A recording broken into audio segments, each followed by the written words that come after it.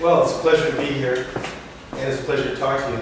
And we haven't really spoken in depth before, so this will be our sort of mutual exploration in public, which will be very, very interesting. Okay, I think that's also going to be nice, so we didn't use our powder yet, you know. Yeah, that's right. So we're all fresh. Who knows what will come out.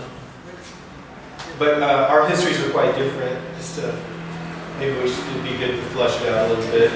I mean, we're only 5 years apart. I'm 63, you're 68, Right. 51, 56.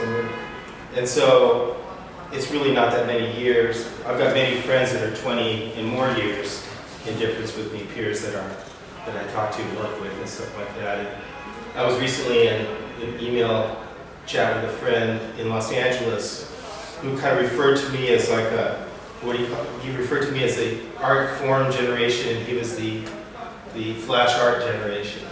But we were only like 5 years apart back then too. I came out in '91 out of grad school. And Where did you study? Claremont University in Southern California.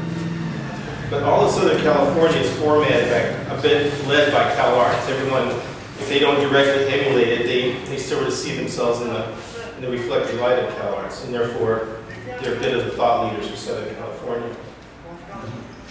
When I think about that, I think about, went to the Brooklyn Rail talk last week with Elaine Carilli, interviewed by Joaquin Pissarro.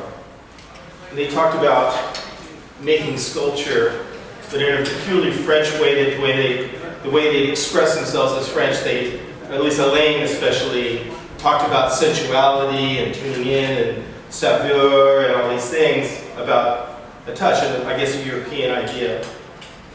You could jump in anytime. Well, it's a little different from the German approach.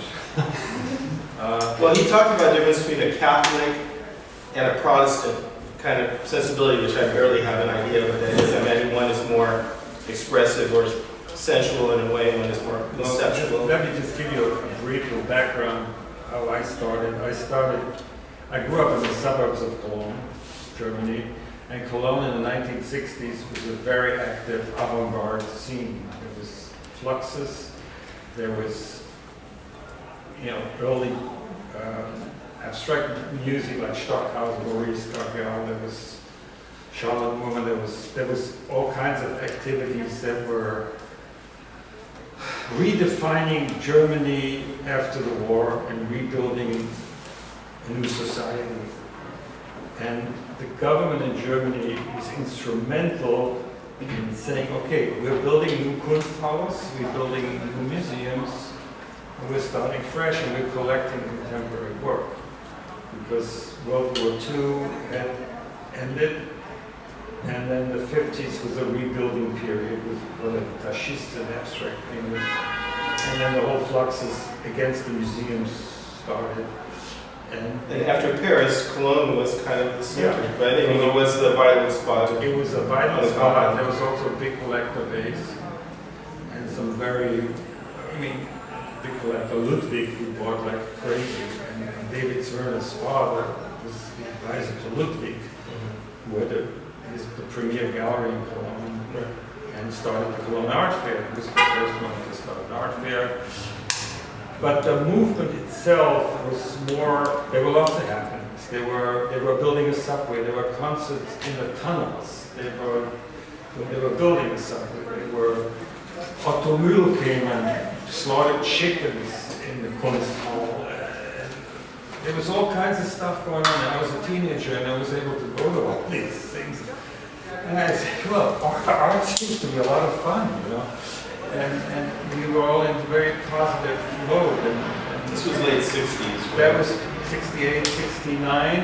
And then I graduated from school and applied for the Düsseldorf Academy, which I ended up being in Joseph Beuys' class, who told the students the first mistake you're making is you buy yourself a canvas and some brushes and start painting. That's not what you're supposed to do. And I said, you know, I grew up in the suburbs, I wanted to be a painter. I was getting Romantic fantasy. right. And very romantic fantasies.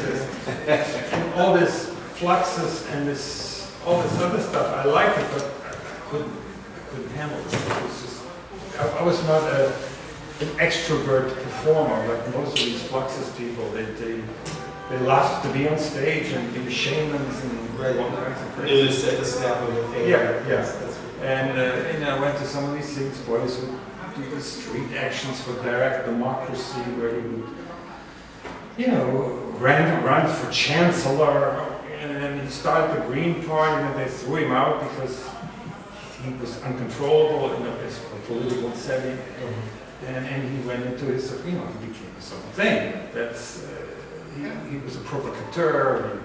And it was a great time. Did you start the resistance at that point, or?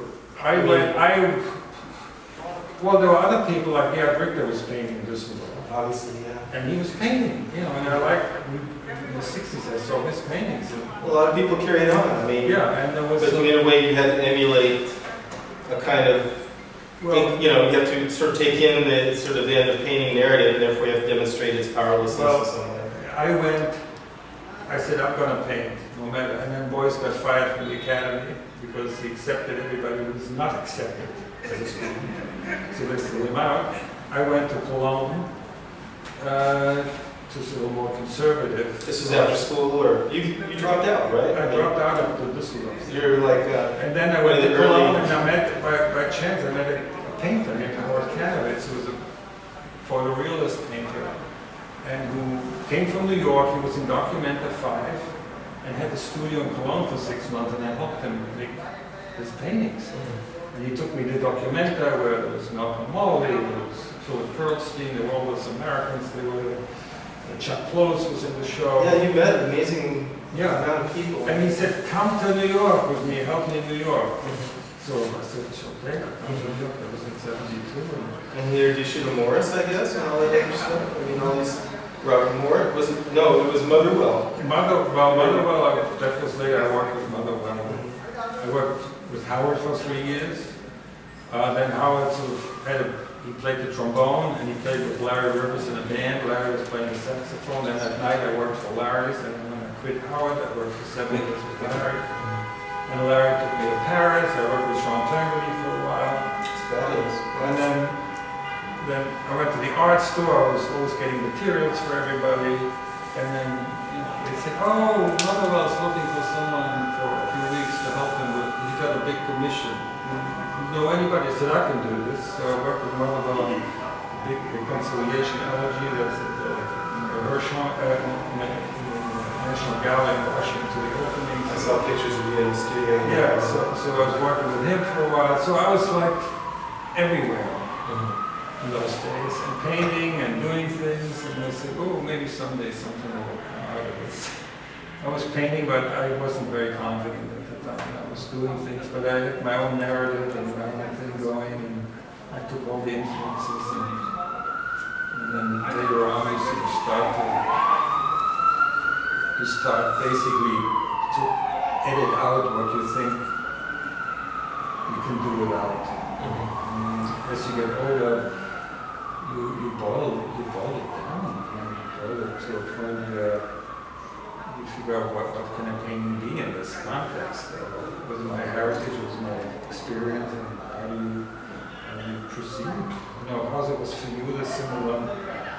Oh, completely opposite day as tonight, difference.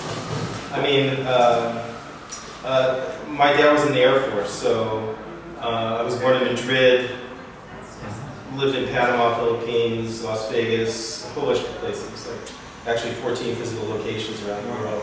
So coming from that world and into the art world, because I always knew I wanted to be an artist, and the narrative that I'm promulgating with the last body of work was, it's been 50 years ago this year that I was 13 years old standing in front of Goya's paintings in the Prado. And so for me, that was I don't know if it happens to a lot of people, and if it happens to you guys, tell me, but when I was a kid, and this would happen not a lot, but it happened in front of Saturn devouring his children, where I would look at something, and all of a sudden my entire visual field would be filled with with that somehow it would sort of telescope in my eyes, and all I could see was this much is in front of me.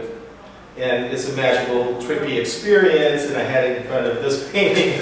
And I have already been drawing a lot since then. I always enamored about art and all that stuff, and studied whatever I could from the locus that I was in the son of a military guy, Air Force guy. So I had to plot my way into it, into art world. And for me, joining the Navy out of high school was a way sort of to begin doing that, and also to sort of, I call it the Navy, my bar mitzvah, acknowledgement to my father's experience, because he was in the Korean War, and I look at him as a hero, and he had unspeakable experiences there.